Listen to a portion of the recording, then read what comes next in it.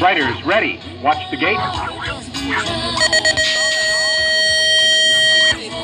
Un šķiet, šis ir visinteresantākais brauciens visās sacensībās, jo šeit no 6 dalībniekiem 5 ir no Rīgas favorīta.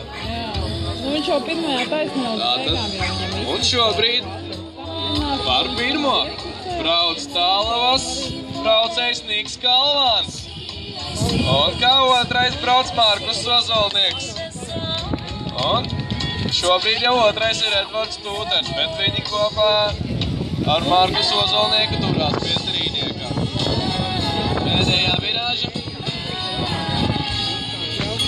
Galavietis tiek apdzīts, bet viņi cīnās.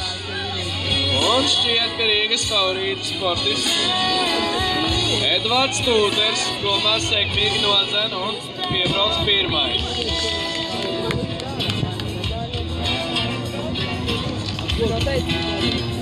Okay, riders, random start. Riders, ready.